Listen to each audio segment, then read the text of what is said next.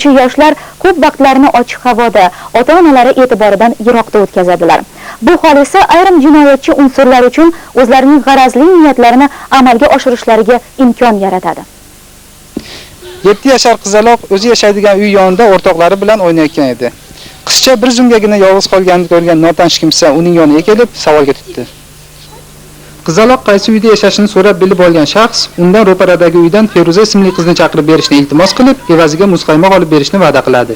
Keyin hech narsadan shubhalanmagan qizchani qo'ldan tutib 4-qavatga olib chiqadi.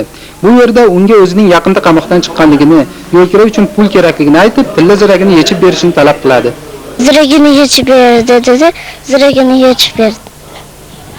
Keyin nima dedi? Keyin o'zi oynadan qarasalaring so'yib tashlayman dedi-da. O'zi pastga tushib ketdi. Maqsadiga erishgan jinoyatchi pastga tushib g'oyib bo'ladi. Toshkent shahrining Hamza tumanida bir kunda ikkita shunday voqea yuz bergan. Mazkur qilmish Jinoyat kodeksining 166-moddasida o'zganing mulkini ochiqdan-ochiq talon-taroj qilish maqsadida talonchilik deb tasniflanadi. Bolalarning ishonuvchanligidan g'arazli maqsadlarda foydalanish holatlari hayotda uchrab turibdi. Ayrim jinoyatchilar bolalarning qimmatbaho taqinchoqlarini olib qo'yishyapti. Bundan ham achinarlisi, bolalarni o'g'irlab ketish holatlari ham uchrab turibdi. Ota-onalardan bolalarni qarovsiz qoldirmaslikni iltimos qilaman. Shuni ta'kidlash joizki, ota-onalar o'z farzandlarini ortiqcha qimmatbaho taqinchoqlar bilan siynamasalar, maqsadga muvofiq bo'lar edi.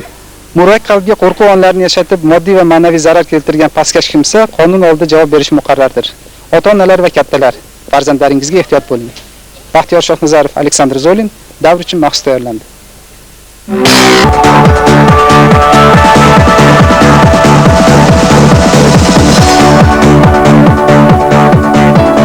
Assalomu alaykum, hurmatli yurtdoshlar, muhtaram yoshlar. Har yili mamlakatimizda ko'plab bayramlar umumxalq bayrami sifatida nishonlanadi. Bu bayramlarning har biri o'zgacha ma'no kasb etadi. 8-dekabr kuni ham ana shunday bayramlardan birini nishonlaymiz. Mamlakatimizda yangi konstitutsiya yaratish fikri ilk bor mustaqillikka erishishimizdan 1,5 yil avval 1990-yilning mart oyida bo'lib o'tgan Oliy Kengashning birinchi sessiyasida o'rtaga tashlangan edi. Hali u paytlar yangi konstitutsiya loyihasini ishlab chiqish ustidagi ishlar mustaqil davlat konstitutsiyasini yaratishga aylanib ketishi hech kimning xayoliga ham kelmagandi. Konstitutsiyaning birinchi loyihasi ustidagi ishlar 1991-yilning noyabr oyida yakunlanib, u 158 ta moddadan iborat bo'lgan. Loyihaning ikkinchi variantida moddalar soni qisqarib 137 taga tushgan bo'lsa, 1992-yilning 26-sentyabrida umumxalq muhokamasiga qo'yilgan 3-variant 127 ta moddadan iborat edi. Umumxalq muhokamasi paytida mingdan ortiq turli takliflar kelib tushgan. Ularning hech biri e'tibordan chetda qolmagan. Konstitutsiya komissiyasining raisi Islom Karimov har bir moddani o'ta sinchkovlik bilan o'rganib, tahlil ishlarini olib borgan. 1992-yilning 8-dekabrida Oliy Kengashning 11-sessiyasida Mustaqil O'zbekiston Respublikasi Konstitutsiyasi moddama-modda ovoz berish yo'li bilan qabul qilingan. Qanaqa umumxalq bayramlar bor? Umumxalq bayrami Navro'z. Keyin Mustaqillik kuni, o'zi umumxalq shu birinchisi Navro'z. Shu Navro'z o'qituvchilar kuni. Tashqari Qurbon hayiti bor, Ramazon hayitlari bor. Konstitutsiya kuni bor. Mustaqil davlatimiz konstitutsiyasi xalqimizga milliy qadriyatlarimizni, urf-odatlarimizni qaytarib berdi. Milliy va tabiiy boyliklarimizga egalik huquqlarimizni tikladi.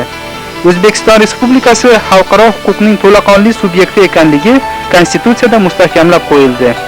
Uning moddalari inson huquqlarini kaforatlashga qaratilgan bo'lib, insonparvarlik g'oyalari ufurib turganligini e'tirof qilishimiz zarur. O'zbekiston Respublikasining qonuniga ko'ra, konstitutsiya qabul qilingan kun, ya'ni 8-dekabr umumxalq bayrami sifatida nishonlanmoqda. Konstitutsiya deganda nimani tushunish kerak? Oddiy xalq nimani tushunish kerak? Bu konstitutsiya so'zini o'zini yag'ay ma'nosini lotincha olib qaraganda tuzilish, belgilash, o'rnatish, tasdiqlash ma'nosini bildiradi.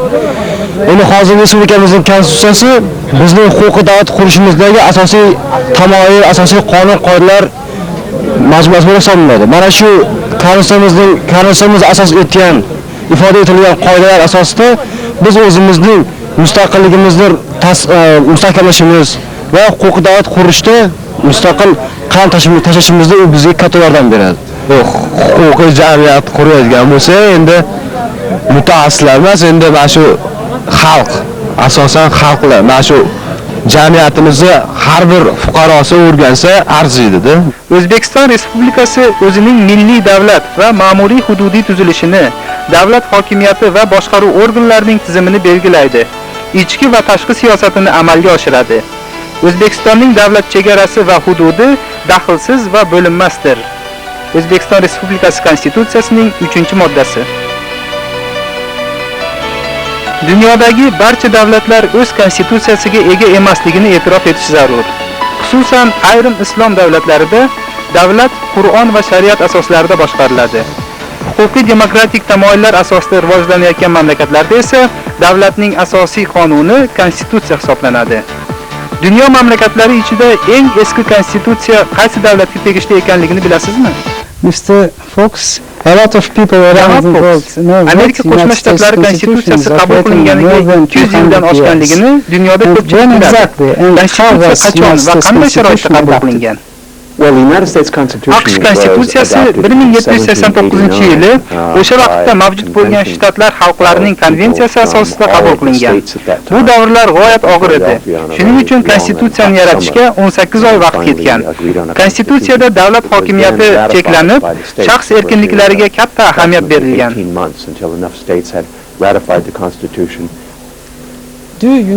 Amerika xalqi konstitutsiya kunini umumxalq bayrami sifatida nishonlaydimi? Yo'q, nishonlanmaydi.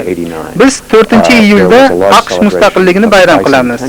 Mustaqillik deklaratsiyasida davlat haqida, amerikaliklarning hayotga va hukumatga nisbatan munosabatlari haqidagi tamoyillar mavjuddir. Keyinchalik ushbu tamoyillar konstitutsiyani yaratishda asos qilib olingan. Konstitutsiyaga necha marta o'zgartirish va qo'shimchalar kiritilgan? Konstitutsiya amalda bo'lgan 209 yil mobaynida unga 20 ta o'zgartirish kiritilgan xolos. Ayniqsa 1992-yilda ko'p e'tiborga loyiq o'zgartishlar kiritilgan. O'zgartishlar qabul qilinishidan oldin shtatlarda 3 bosqichda tekshiruvdan o'tadi. Shu tufayli uncha-muncha o'zgartirish kiritish oson ish emas. Yoshlarga konstitutsiya qayerlarda o'rgatiladi? Umuman Amerika yoshlarining konstitutsiyaviy bilimlari darajasi qanday? Biz ta'lim olishga boshlagan ilk paytlardan, ya'ni 1-sinfdan boshlab konstitutsiyani o'rganishni boshlaganmiz. Keyinchalik oliy o'quv yurtlarida chuqurroq o'rganganmiz.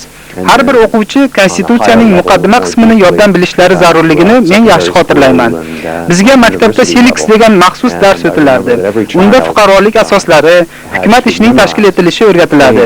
Bu darslarda konstitutsiyani o'rganish uchun maxsus soatlar ajratilgan. O'zbekiston Respublikasida barcha fuqarolar bir xil huquq va erkinliklarga ega bo'lib, jinsi, irqi, millati, tili, dini, ijtimoiy kelib chiqishi, e'tiqodi, shaxsi va ijtimoiy mavqeidan qat'iy nazar qonun oldida tengdirlar. O'zbekiston Respublikasi Konstitutsiyasining 18-moddasi. Huquqiy demokratik jamiyat barpo qilishni o'z oldimizga maqsad qilib qo'ygan ekanmiz. Amaldagi konstitutsiyamiz hayotning turli jabhalariga chuqurroq kirib borishida, shaxsning huquqiy bilimlari saviyasini oshirishda bo'lajak huquqshunoslar zimmasiga katta mas'uliyat yuklatiladi. O'zbekiston Respublikasining konstitutsiyasi davlatimizning asosiy va birinchi qonuni bo'lib, davlatimizda qabul qilinadigan barcha qonunlar konstitutsiyamizga asosan qabul qilinadi.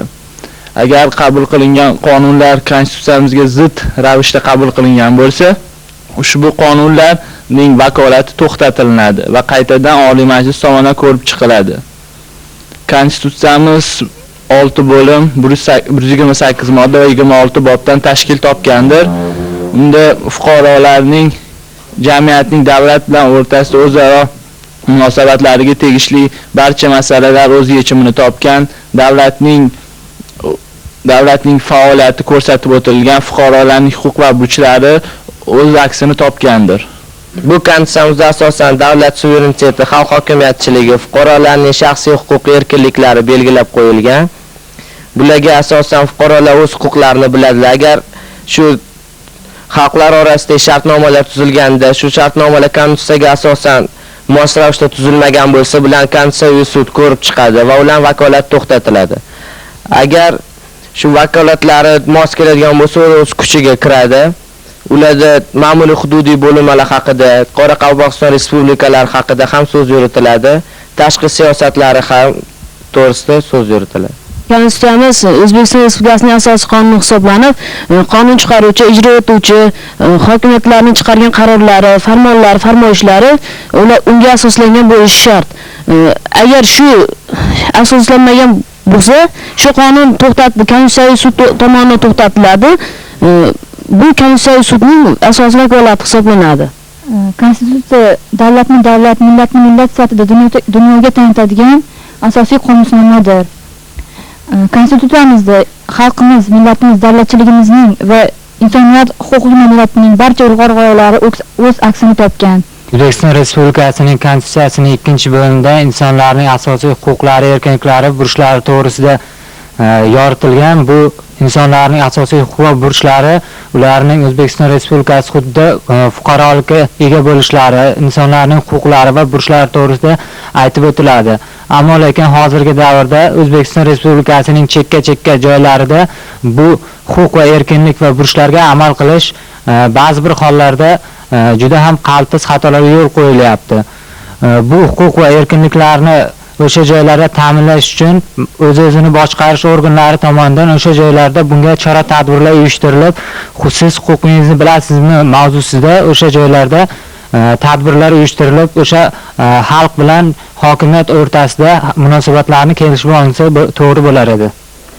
Konstitutsiyamizning 29-moddasiga asosan har kim fikrlash, so'z va e'tiqod erkinligi huquqiga egadir.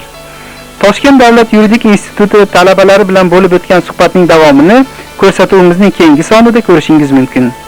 Muhtaram yurtdoshlar, hurmatli yoshlar, barchangizni yaqinlashib kelayotgan umumxalq bayrami, Konstitutsiya bayrami bilan chin qalbimizdan muborakbod etamiz. Huquq va burchlaringizni o'rganib, takomillashtirib boray desangiz, ko'rsatuvlarimizni tomosha qiling. Xayr, salomat bo'linglar.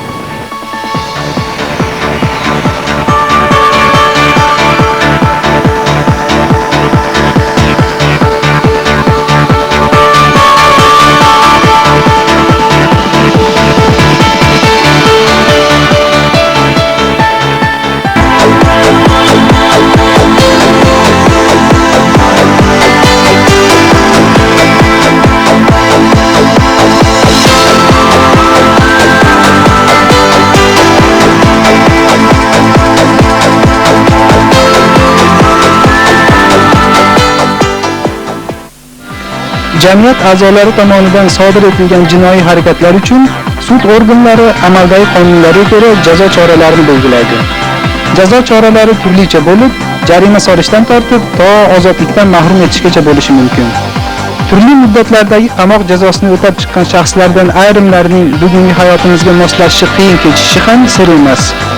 Ular ishga joylashish masalasida, mahalla ko'yiga va hozirgi hayotga moslashish jarayonida ba'zan mushkul ahvolga tushib qolishadi. Bu esa jazoni o'tash joylaridan qaytib kelgan shaxslar tomonidan yangi jinoyatlar sodir etilishiga olib kelishi ham mumkin. Bugungi ko'rsatuvimizda ana shunday shaxslarga yordam ko'rsatish borasida olib borilayotgan ishlar haqida hikoya qilmoqchimiz. Ko'rsatuvimiz avvalida esa biz bir qancha vatandoshlarimizga hozirgi paytda mehnat qilish majburiymi yoki kishining xohishiga bog'liqmi degan savol bilan murojaat qildik. Savolimizga javob bergan vatandoshlarimizning bir qismi hozirgi paytda mehnat qilish majburiy emas deb javob berishgan bo'lsa, ayrimlar mehnat qilish majburiy deb javob berishdi. Sobiq sho'ro tuzumi davrida mehnat qilish barcha fuqarolar uchun majburiy bo'lib, mehnatdan bo'yin tovlaganlar uchun jazo choralari belgilanar edi. Chunki biror joyda ishlamasdan hayot kechirish tekintomoqlik deb hisoblangan. Demokratik jamiyatda esa barcha shaxslar mehnat qilish huquqidan foydalanishlari mumkin. Demak, amaldagi qonunlarimizga ko'ra mehnat qilish majburiyat emas, balki huquq hisoblanadi. Mamlakatimizda o'zlarining ijtimoiy va iqtisodiy huquqlaridan foydalanayotgan har bir shaxs mehnat qilish, erkin kasb tanlash, adolatli mehnat sharoitlarida ishlash va qonunda ko'rsatilgan tartibda ishsizlikdan himoyalanish huquqiga egadir.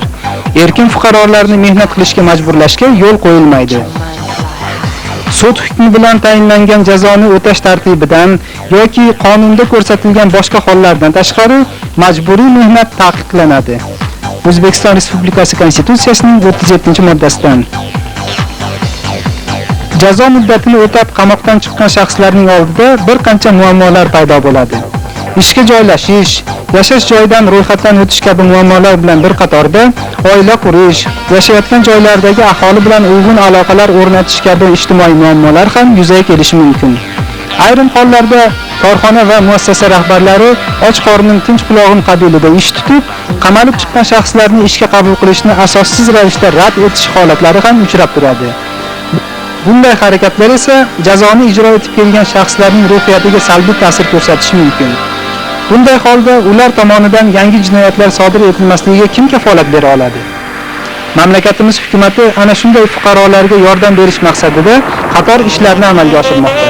Jumladan o'tgan 1998-yilda Vazirlar Mahkamasida jazoni ijro etish joylaridan qaytib kelganlar, daydilarni qabul qilish va taqsimlash muassasalaridan bo'shatilgan hamda maxsus davolash profilaktik muassasalardan qaytib kelgan shaxslarga ijtimoiy ko'nikma markazlari tomonidan ko'rsatilayotgan yordam to'g'risida seminar kengash o'tkazilgandi. Unda Qoraqalpog'iston Respublikasi Vazirlar Kengashiga, viloyatlar va Toshkent shahar hokimliklariga yuqorida aytib o'tilgan shaxslarga tegishli yordam ko'rsatish uchun vazifalar belgilab berilgan. Ozodlikka chiqqaningizdan keyin qanday muammolarga duch keldingiz? Birinchi navbatda moliyaviy muammoga, pasport olish muammolariga duch keldim. Bu borada Chilonzor tumani ichki ishlar bo'limiga murojaat qildim. Ular tuman hokimligiga jo'natishdi. Hokimiyatdagilar moddiy yordam ko'rsatishdi. Bu menga katta yordam bo'ldi. Keyin mehnat birjasiga yuborishdi. Yashash joyidan ro'yxatdan o'tishda qiyinchilik bo'ldimi? Yo'q, onam yashayotgan uyga darhol ro'yxatga olishdi. Sizning kasbingiz nima? Haydovchiman. Bo'yoqchilik ham qo'limdan keladi. Kasbingiz bo'yicha ishga joylashish uchun qayerga murojaat qildingiz? Bu masalada Chilonzor ichki ishlar bo'limiga murojaat qilgandim. Meni tuman hokimiyatining ijtimoiy ko'nikma markaziga yuborishdi. Bu yerdagilar esa mehnat birjasi orqali kasbim bo'yicha ish topib berishdi. Jazoni o'tab qaytgan tanishlaringizning ish topish borasida muammolari bormi? Mehnat qilishni xohlagan odam astoydil harakat qilsa, doim ish topishi mumkin. Sizningcha jazoni o'tab qaytgan shaxslarga birinchi navbatda qaysi masalalarda yordam ko'rsatilsa maqsadga muvofiq bo'ladi? Birinchi navbatda moddiy yordam va ishga joylash masalasida yordam berilsa yaxshi bo'lardi. Ishga joylashda muammo bo'ldimi sizda? Yo'q, men Chilonzor ichki ishlar bo'limining bu yo'llanmasi bilan Tosh metro qurilish boshqarmasiga ishga olindim. Mana jazoni o'tash joylaridan qaytib kelgan shaxslarni ba'zida ishga joylashda, yashash joylarida ro'yxatdan o'tkazishda ba'zi bir muammolar uchrab turadigan gaplar quloqqa chalinib turadi. Ana shunday shaxslarga yordam ko'rsatish uchun sizlarning ichki ishlar boshqarmangiz tomonidan qanday ishlar amalga oshiriladi? Oldindagi chiqib kelgan shaxslarga birinchi o'rinda biz ularni profilaktik hisobga olamiz. Profilaktik hisobga olgandan keyin ularni biz o'sha paytda Chilonzor tumani hokimiyatida tashkil etilgan shu ijtimoiy ko'nikma markaziga yuboramiz va o'sha yerda to'g'ri mehnat birjasiga, ya'ni ishga joylashtirish muassasasiga ham yuboriladi. Bizning maqsadimiz shu yordamni barcha ularni shu tez orada aytib o'tishlari uchun, ularga shu moddiy jihatdan yordam berilishi uchun va ishga joylashish masalasi, ularni shu pasport bo'limidan zudlik bilan ro'yxatga olish masalalari bo'yicha katta yordam beramiz biz. Jazoni o'tash joylaridan qaytib kelgan shaxslarni shu ishga joylashtirishda muammolar chiqadi. Shu yashash joyidan ro'yxatga olishda ham ba'zi muammolar chiqadi degan gaplar quloqqa chalinib qoladi. Mana shunday muammolar bormi? Shu muammolarni qanday yechasiz?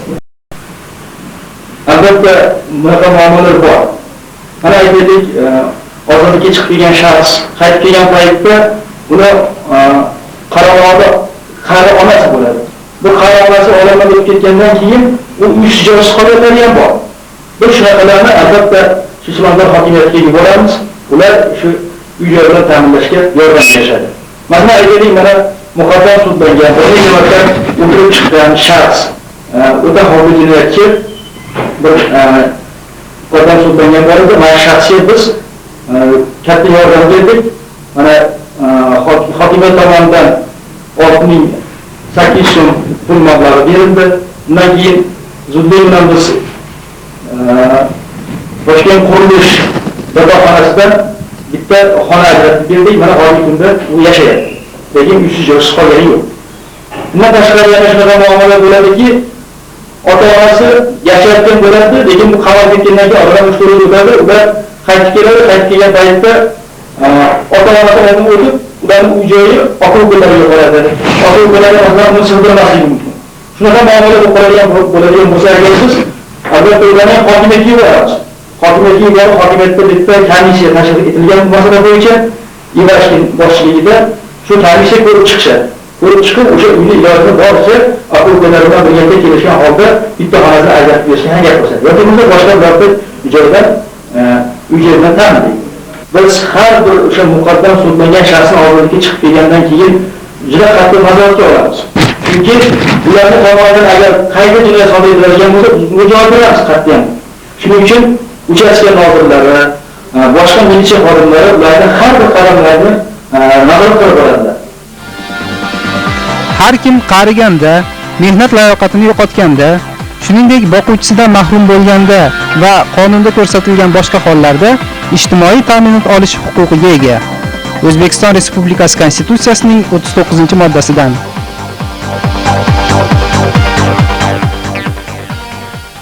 Toshkent shahar Chilonzor tumani poytaxtimizning aholi zich joylashgan tumanlaridan hisoblanadi. Biz mazkur tumanda jazoni ijro etish joylaridan qaytib kelgan shaxslarning hayotimizga ko'nikma hosil qilishlariga yordam berish borasida olib borilayotgan ishlar bilan qiziqdik. O'tgan yil bizning markazimizga jazoni o'tab qaytgan 260 kishi murojaat qildi. Ularning barchasiga 6 eng kam ish haqi miqdorida moddiy yordam ko'rsatildi. Ishga joylashtirildi, yashash joyidan ro'yxatdan o'tkazildi. Bizga asosan ishga joylashishga yordam berish masalasida murojaat qilishadi. Biz tuman mehnat birjasi bilan yaqindan aloqa o'rnatganmiz. Ular bizga bo'sh o'rinlar haqida ma'lumotlar berib turishadi. Respublikamizda mahalliy o'zini o'zi boshqarish organlari tizimini takomillashtirishga alohida e'tibor qaratilmoqda. Har bir xonadon osoyishtaligi va aholining o'zaro inoqligini ta'minlashda shaharlardagi mahalla qo'mitalari alohida ahamiyat kasb etadi.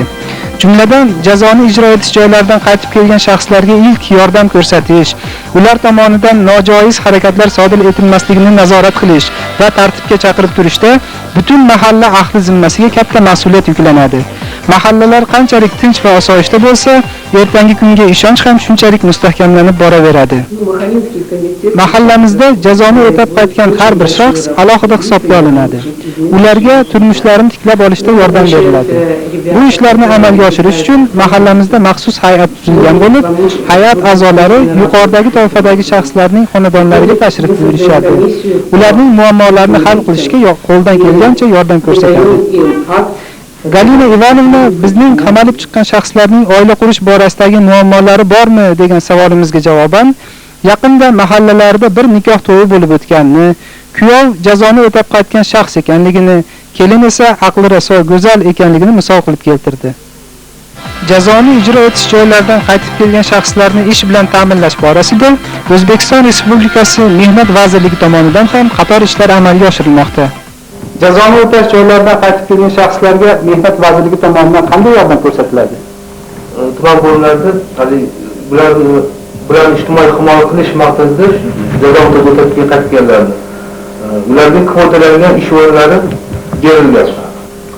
O'tgan yil davomida mehnat bo'limlari tomonidan respublikamiz bo'yicha 5,5 ming odam ishga joylashtirilgan.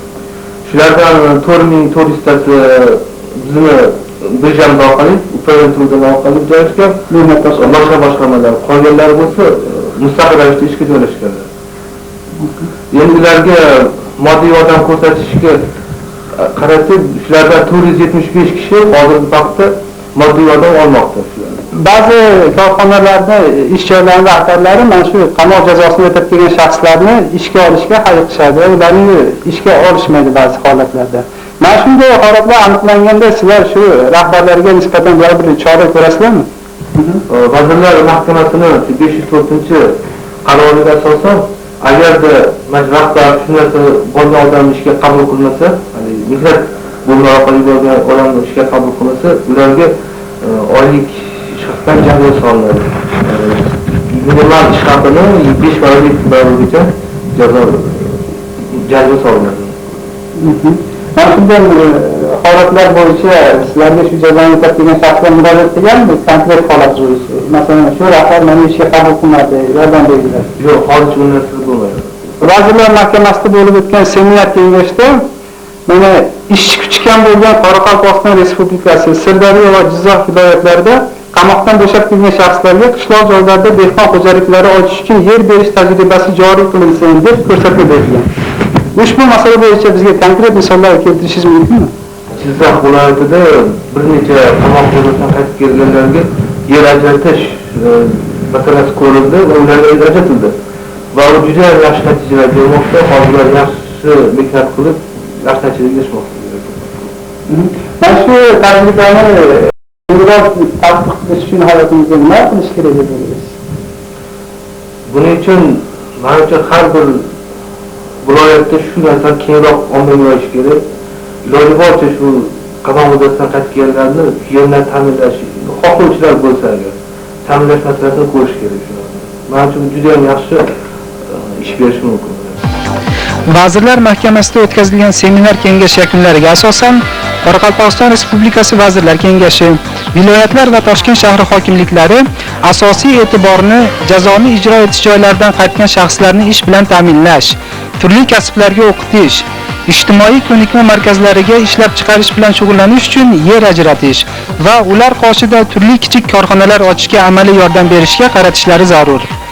Jinoyatchilikning oldini olish bo'yicha respublikamiz hukumatı, ichki ishlar organlari hamda joylardagi mahalliy hokimiyat organlari tomonidan olib borilayotgan ijobiy ishlar o'z samarasini bermoqda.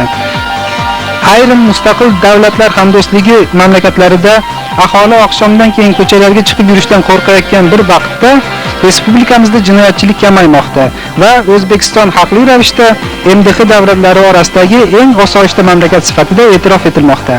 Bunda jinoyatchilikning oldini olish bo'yicha yuritilayotgan profilaktika ishlari, jazoni ijro etish joylaridan qaytib kelgan shaxslarning bugungi hayotimizga ko'nikishlariga yordam berish borasida olib borilayotgan va bugungi ko'rsatuvimizda hikoya qilingan ijobiy ishlar o'z samarasini bermoqda. Muhtaram yurtdoshlar, hurmatli yoshlar, ko'rsatuvimiz ham o'z nihoyasiga yetib qoldi. Ko'rsatuvimiz yuzasidan fikr, mulohaza va takliflaringizni 41 92 60 raqamli telefonga qo'ng'iroq qilib yoki maktub orqali bildirishingiz mumkin. Huquq va burchlaringizni o'rganib, takomillashtirib boray desangiz, ko'rsatuvlarimizni tomosha qiling.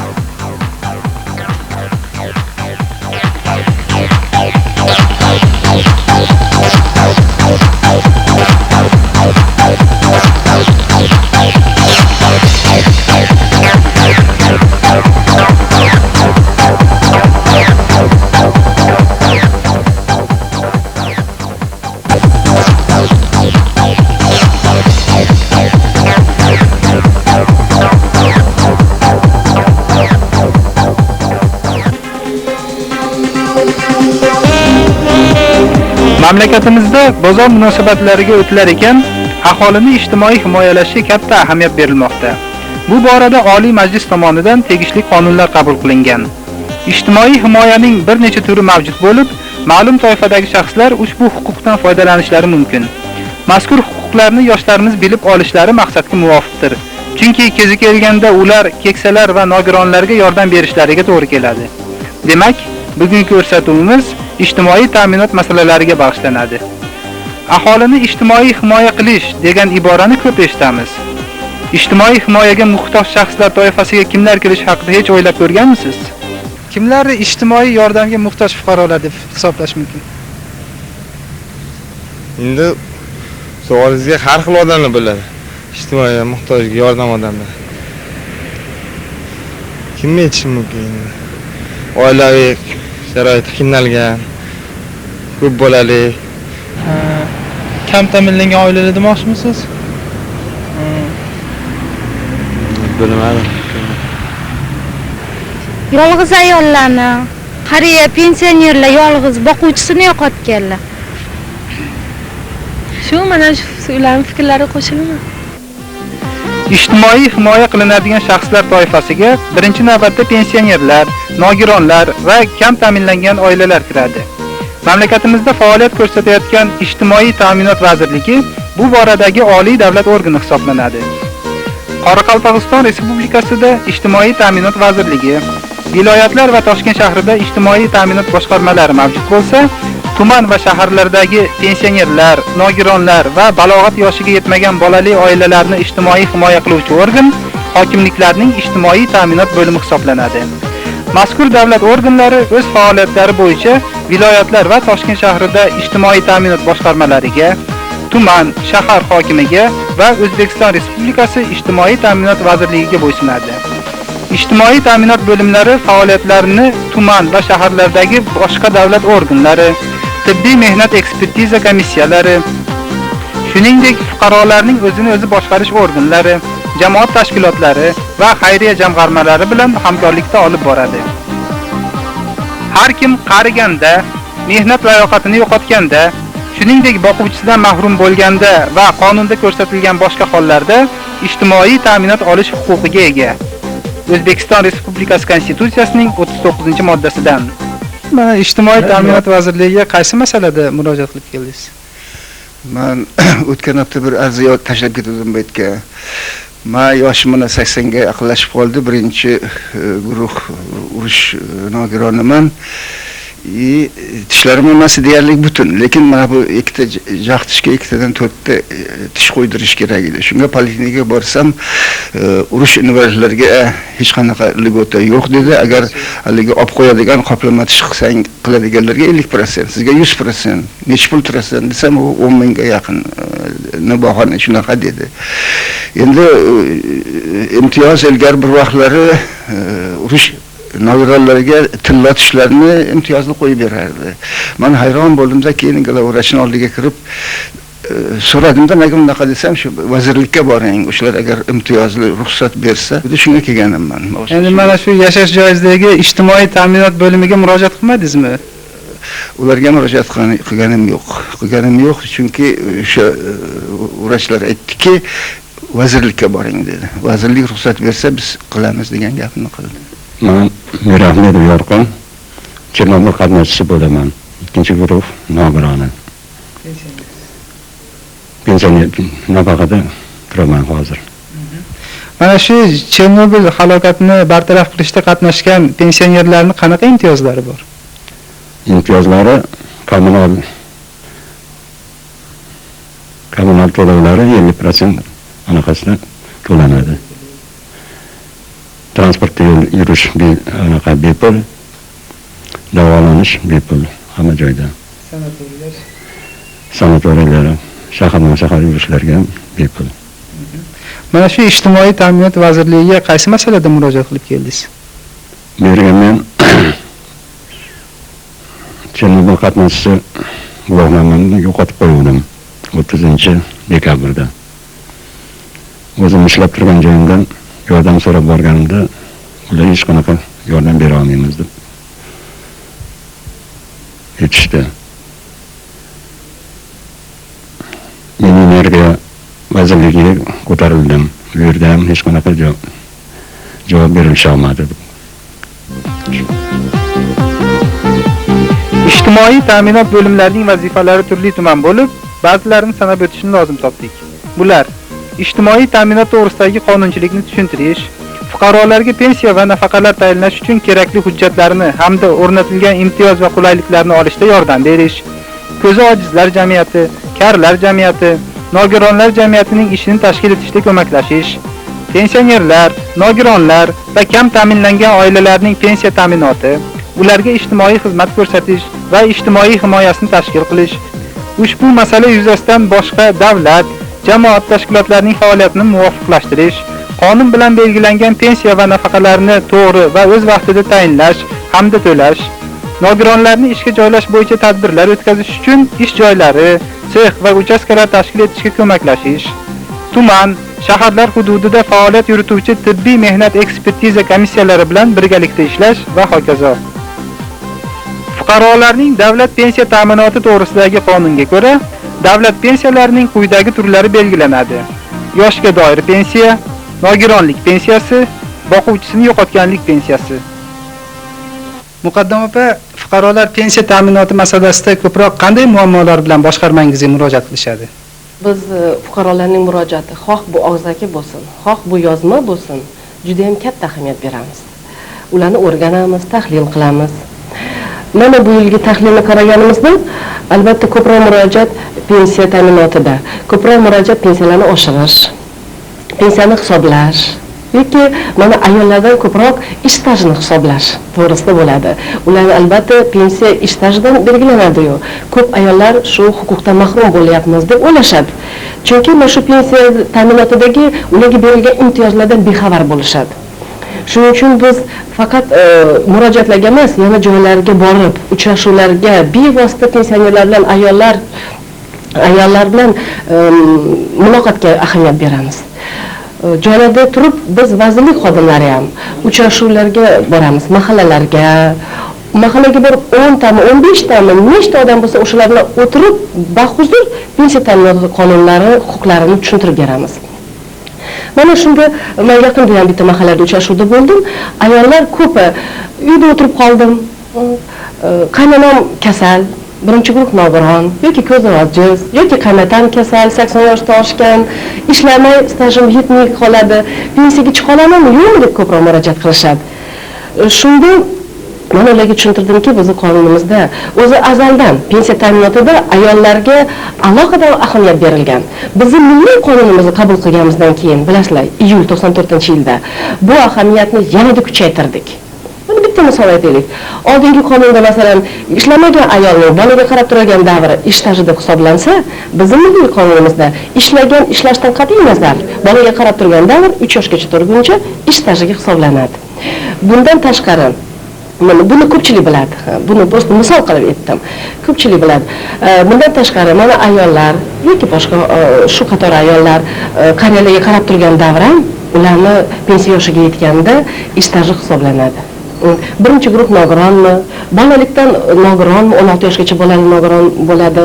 Mutlaqo ishlamasa ham, masalan, bolalikdan nogiron bolasi bo'lib, unga qarab turib, undan keyin birinchi guruh bo'lsa, bu ham ish staji deb hisoblanib, pensiya yoshiga yetganda pensiya tayinlanadi.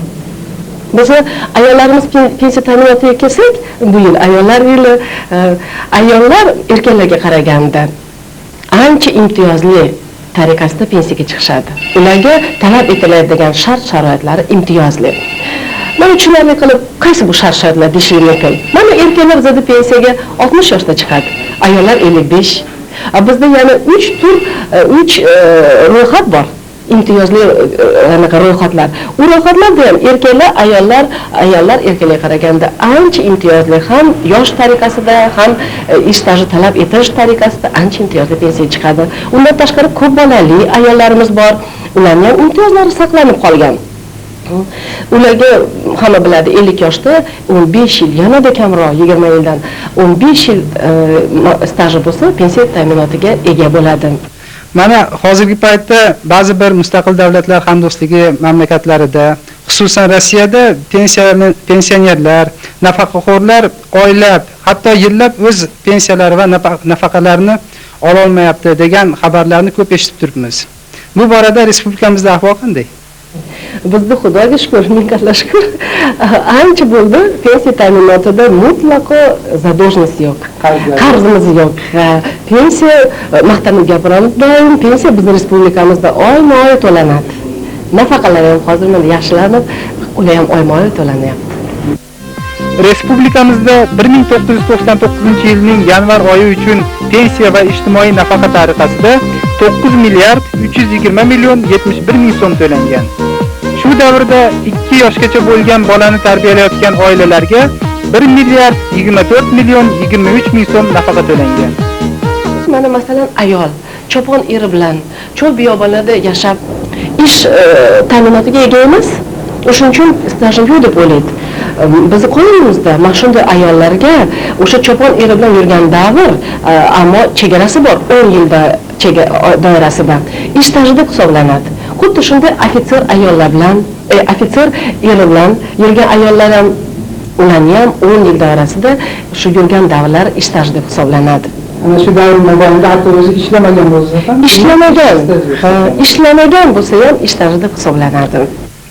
Endi mana shu yoshlarimizni, shu pensionerlarga mana shu huquqlarini tushuntirishlarda yordam berishlari uchun yoshlarimiz qanday bilimlarga ega bo'lishi kerak? Yoshlarimiz mana pensiya ta'minoti to'g'risidagi qonunimiz sotilgan. Uni olish mumkin yoki mana har bitta rayonda, har bitta tumanda ijtimoiy ta'minot bo'limlari bor. U yerdan maslahat olishlari mumkin. Albatta borib, u yerda ko'rgazmali qurollar yozib osilgan, o'shalarni o'qish mumkin. Umuman ko'proq suhbatlarda, bilasizmi, ko'proq suhbatlarda yozsa ham biz masalan bajonidil tushuntirib beramiz, bu yoqqa kelsa ham bajonidil tushuntirib beramiz. Bizning eshigimiz doim ochiq vazirlikda. Ko'p pensioner qabul qilamiz. Undan tashqari vazirlik xodimlari qaysi viloyatda bo'lmasak, albatta uchrashuv tashkil etamiz.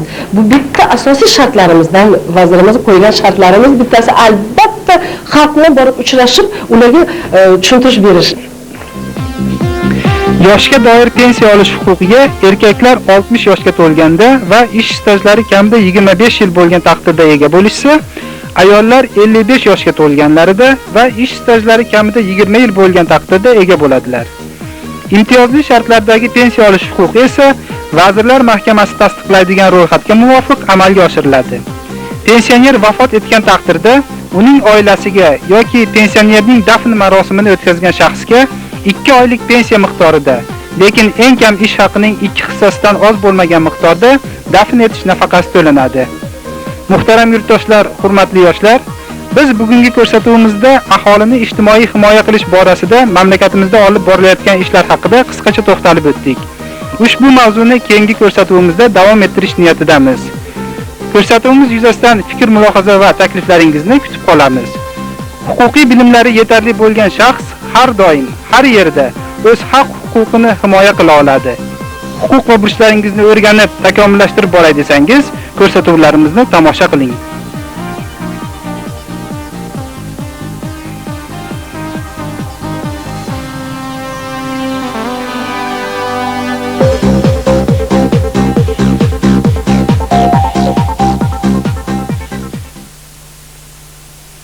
Chiqqan har bir kishi, xoh haydovchi, xoh piyoda bo'lsin, yo'l harakati ishtirokchisi sifatida o'zlarining huquq va burchlarini yaxshi bilishlari hamda yo'l harakati qoidalariga qat'iy rioya qilishlari lozim. Navbatdagi lavhamiz ana shu huquq va burchlar haqida.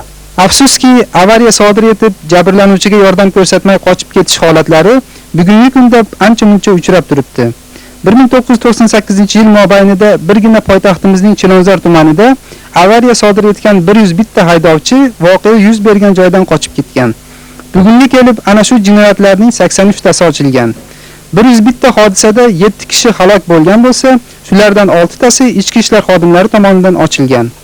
Hodisaning guvohi bo'lgan kishilar tomonidan beriladigan ko'rsatmalar aybdorni qidirib topishda katta ahamiyatga ega bo'lardi. Biroq voqea joyida ko'rgan guvohlarni borib so'raganimizda ko'pincha bir ashraning holdaga kelamiz, shu guvohlar shu voqeani ko'rishadi, nima bo'lganini bilishadi, bilib turib nimagadir shuni yashirishadi. Chunki har bitta halok bo'lgan, har bitta shu jabr olgan odamni xuddi shu guvohlardek ota-onasi, aka-ukalari hammasi bor.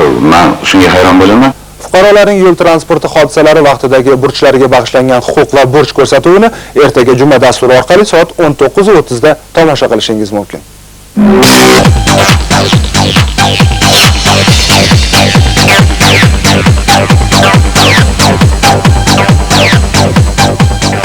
Assalomu alaykum muhtaram yurtdoshlar, hurmatli yoshlar. Hayotda shunday hodisalar ro'y berib turadiki, turli baxtsiz hodisalar yoki falokatlar natijasida ba'zi bir kishilarning hayoti yoki sog'lig'i xavf ostida qolishi mumkin. Ko'pchiligimiz ana shunday voqealarning shohidi ham bo'lishimiz mumkin. Xo'sh, ana shunday voqealar yuz berganda biz jabr ko'rgan kishilarga yordam ko'rsatib, o'zimizning insoniylik burchimizni bajara olamizmi? Ko'rsatuvimizning bugungi mazmuni ana shular haqida. Hayot tasodiflarga to'la. Ko'ngilsiz voqealar va baxtsiz hodisalarning kelib chiqishiga ko'p hollarda insonning o'zi sababchi bo'ladi. Ayniqsa yo'lga chiqqan har bir kishi, xoh haydovchi, xoh piyoda bo'lsin, yo'l harakati ishtirokchisi sifatida o'zlarining huquq va burchlariga hamda yo'l harakati qoidalariga qat'iy rioya qilishlari zarur. Qoidalar bilan hazillashib bo'lmaydi. Aks holda bu ayanchli oqibatlarga olib kelishi mumkin. Haydovchilar va piyodalar o'rtasida ana shu qoidalarga amal qilinishini targ'ib qilish maqsadida respublikamizda shu yilning 20-yanvaridan 20-fevraligacha harakatlanish xavfsizligi oyligi o'tkazilmoqda. Xotanbek aka, yo'l transport harakatining qatnashchilari sifatida haydovchilarning qanday burchlari bor? Birinchidan, shu yo'lga chiqishdan oldin transport vositasining texnik sozligini, shu transport vositasi yo'lda ketayotganda hech qanday texnik sozligi tufayli yo'l transport hodisasi qilmaslik to'g'risida transportni bir ko'rib chiqish kerak. Ikkinchidan, haydovchida guvohnoma bo'lishi kerak. Davlat transporti bo'lsa, unda putyovka bo'lishi kerak va shu transportga asoslangan texpasport bo'lishi kerak. Va uning texnik sozligini shu chiqayotgan transport, davlat transportini tekshirib chiqarish uchun shofyor yo'lga chiqayotgan avtobuslar, tramvaylar bularni hammasini tekshirib chiqaradigan mexaniklar shularga javob beradi. Nafaqat haydovchilar, balki piyodalar ham shu yo'l harakatining qatnashchilari hisoblanadi. Piyodalarning qanday burchlari bor? O'tayotgan yo'ldan o'tadigan joylardan o'tish kerak. Birinchidan, ikkinchidan transport vositasini yo'lni chap va o'ng tomoniga qarab o'tish kerak. Yana transport vositasiga avariya holatlari keltirmasdan o'tish kerak. Keyin faqat shu ajratilgan yo'llardan yurish kerak. Endi mana shu gohida yo'l transport hodisalari yuzaga keladi, ikki mashina to'qnashib ketadi yoki piyodani mashina urib yuboradi. Ana shunday vaziyatlarda shu halokat qatnashchilari va yo shu atrofda shuni guvoh bo'lgan shaxslar qanday harakat qilishlari kerak? Yo'l transport hodisasi joyida sodir bo'lganda birinchidan tibbiy yordam ko'rsatish kerak. Jabrlanuvchiga tibbiy yordam ko'rsatish deganimizda uni shu shifoxonaga olib borish kerak, yaqin oradagi va davlat avtomobil nazoratiga xabar berish kerak. Birinchi burchi. Shifoxonaga olib borishda qaysi avtomobildan foydalanish kerak? O'zinikidanmi yoki o'zinikidan? Endi yo'l transport hodisasi bo'lganda uni joyini, shu qolgan bo'lgan joyini saqlash uchun erta hali o'rin xodimlari kelmasdan uni joyini saqlash uchun boshqa transportdan ham foydalansa bo'ladi. Mabodo transport bo'lmay qolganda joyini o'z bir haydovchining burchiga kiradi, joyini aniqlab, shu bo'lgan joyini aniqlab, keyin shifoxonaga olib borib, yana o'z joyiga qaytib kelish kerak. Birinchi burchida. Ayrim sohalarda mana bizlarda bo'lyapti, bu yo'l transport hodisasi sodir etgan haydovchilar joyidan shu piyodaga yordam ham bermasdan joyidan ketib qolgan hollar juda ko'p. Qochib ketish hollari ko'p.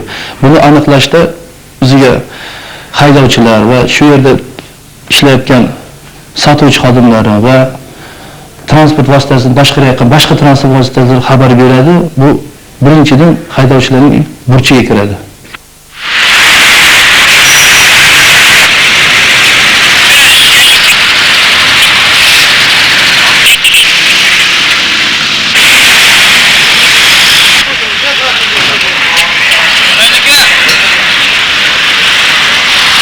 Belgilangan tartibga ko'ra, yo'l transport hodisasi oqibatida jabrlangan shaxsni kasalxonaga olib borgan haydovchining ismi-sharifi, avtomobilning rusumi va davlat raqami navbatchi vrachlar tomonidan ro'yxatga olinishi zarur.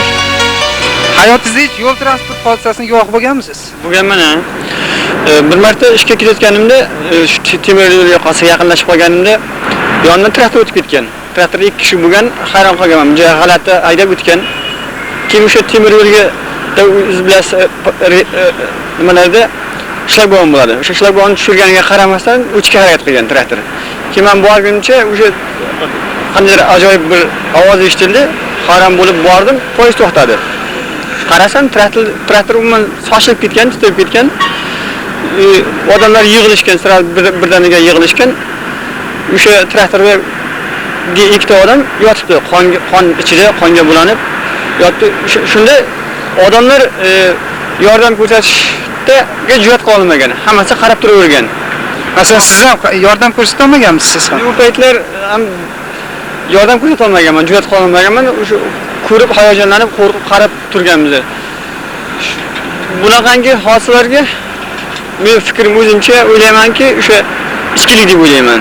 Halokat ro'y berdi. Shu yerda hali jabrdiydalar qonga belanib yotibdi. Shunga ba'zilar yordam ko'rsatish o'rniga menga nima ishim bor deb o'tib ketib qolishadi. Mana shunday holatlarni qanday baholaysiz? Bu holatlarni jamiyatimizda eng jirkanch bir holat deb qarayman. U odamlar vijdonsiz odamlar hisoblanadi. Bularni shu odamgarchiligini, suiqiyotni uyg'otish uchun biz mana shunaqa ko'rsatuvlarni ko'proq ko'rsatib turishimiz kerak. Odam orasida shu ommaviy axborot vositalarini rolini kuchaytirish kerak. Haydovchilarimiz bu narsadan xabardor bo'lish kerak. O'sha birinchi meditsina yordamini bu hamma bilish kerak. Men nazarimda birinchi navbatda meditsina yordami ko'rsatish kerak. Ana undan keyin demak o'sha transport vositasini shu holatini to'xtatgan holatda, harakatini to'xtatgan, o'sha avariya bo'lgan holatni to'xtatgan holda demak GAI xodimlariga xabar berish kerak bo'ladi va jarohatlangan kishini demak birinchi meditsina yordami ko'rsatilgandan keyin tegishli joylarga jo'natishga to'g'ri keladi. O'sha mana aytaylik, o'zi siz shoshib turibsiz-da, sizdan boshqa odam yo'q shu halokatni ko'rgan. Shu jabrdiydalarga yordam berish kerak, lekin siz shoshib turibsiz. Qanday harakat qilasiz shu paytda? Endi men nazarimda har qanday shoshganingizda ham bu juda muhim insonning hayoti bilan bog'liq. O'shuning uchun birinchi navbatda bularga yordam ko'rsatish kerak bo'ladi. Men nazarimda shu. O'zbekiston Respublikasi Jinoyat kodeksining 117-moddasiga ko'ra, hayoti yoki sog'lig'i xavf ostida qolgan shaxsga yordam bermasdan qochib ketgan aybdor shaxslar 2 yilgacha axloq tuzatish ishlari yoki 3 oygacha qamoq bilan jazolanadi. Aybli qilmish odam o'lishiga sabab bo'lsa, 3 oydan 6 oygacha qamoq yoki 5 yilgacha ozodlikdan mahrum qilish bilan jazolanadi. O'sha qilmish bir necha kishining o'limiga yoki boshqacha og'ir oqibatlarga olib kelsa, 5 yildan 8 yilgacha ozodlikdan mahrum qilish bilan jazolanadi.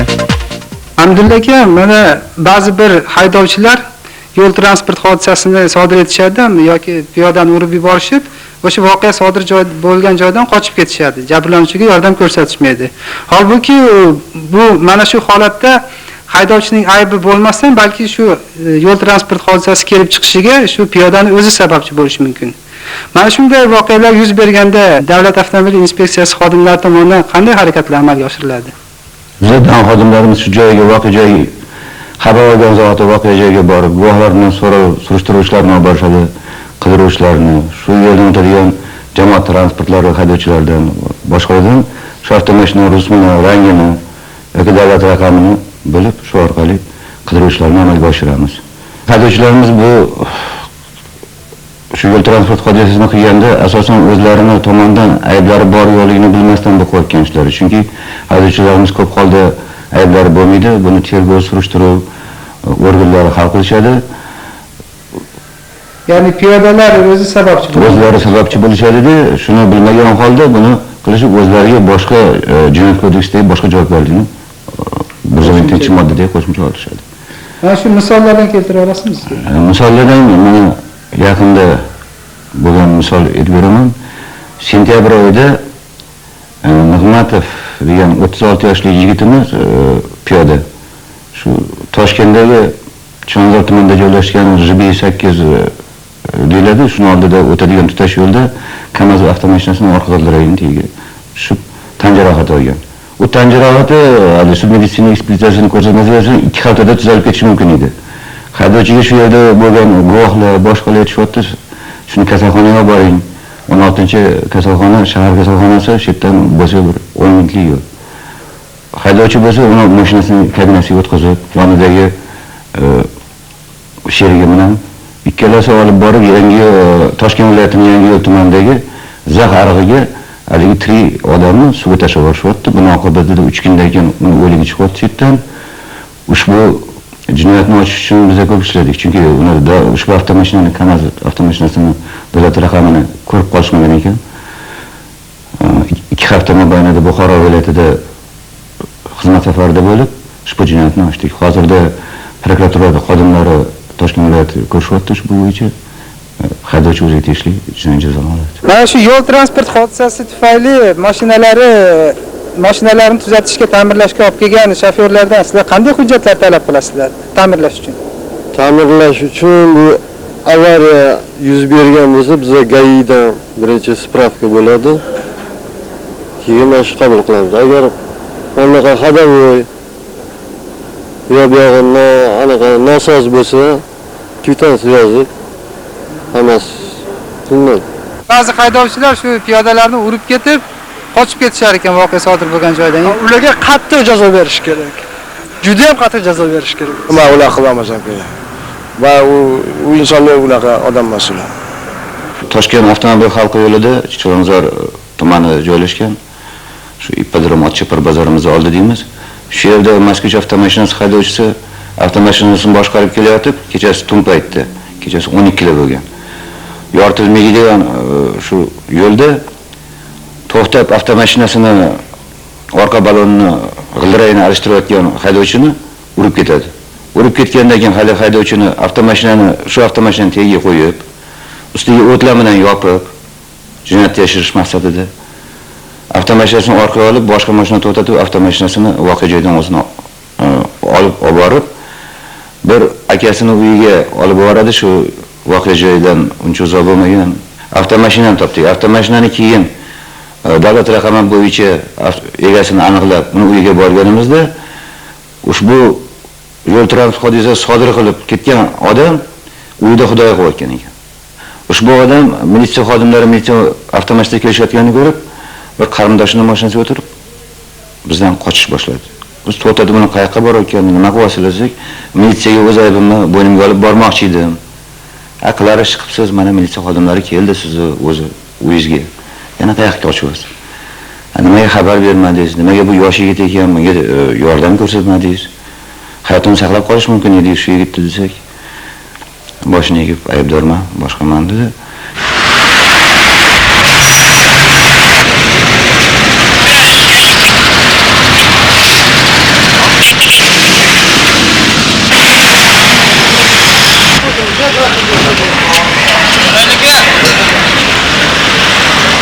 Bir 1998-yil mobaynida Chilonzor tumanida avariya sodir etgan 101 ta haydovchi voqea yuz bergan joydan qochib ketgan. Bugunga kelib ana shu jinoyatlarning 83 tasi ochilgan. 101 ta hodisada 7 kishi halok bo'lgan bo'lib, shulardan 6 tasi ochilgan. Shu yilning yanvar oyida yuz bergan va avariya sababchisi bo'lgan haydovchilar qochib ketgan 20 ta yo'l transport hodisasidan 18 tasi tezkor qidiruv ishlari natijasida ochilgan. Jabrlanuvchilarga ilk tibbiy yordam ko'rsatishni bilish kezi kelganda inson hayotini saqlab qolishga xizmat qiladi. Xalqimizda kemaga tushganning joni bir degan naql bor. Avariya sodir etib, jabrlanuvchiga yordam ko'rsatmay qochib ketgan shaxslar bilan bir qatorda o'z vaqtini va avtomobilini qizg'anmasdan jabrlanuvchining hayotini saqlab qolishga yordam ko'rsatib, insoniylik burchlarini namoyon qilgan oliyjanob kishilar ham oramizda ko'plab uchraydi. Mana siz yaqinda yo'l transport hodisasiga duchor bo'lgan ekansiz. Mana shu voqea qanday yuz berdi?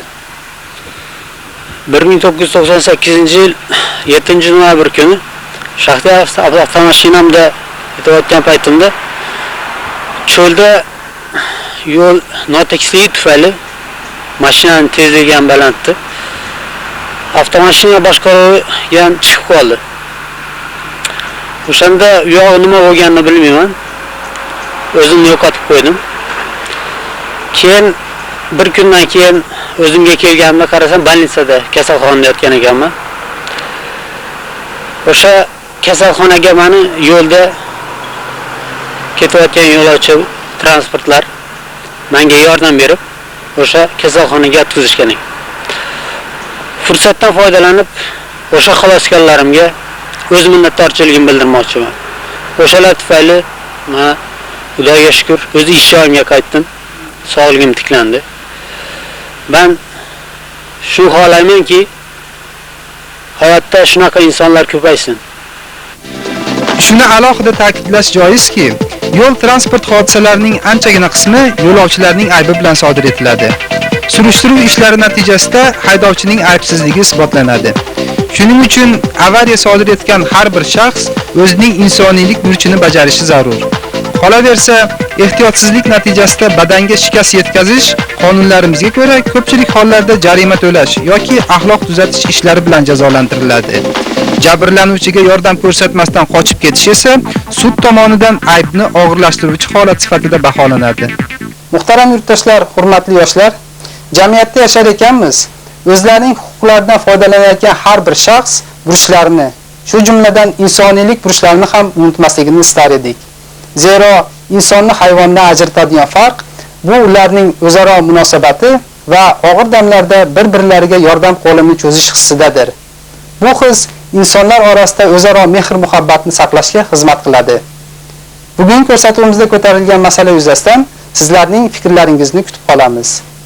Huquqiy bilimlari yetarli bo'lgan shaxs har doim va har qayerda o'z haq-huquqlarini himoya qila oladi. Huquq va burchlaringizni o'rganib, takomillashtirib boray desangiz, ko'rsatuvlarimizni tomosha qiling. Xayr, salomat bo'linglar.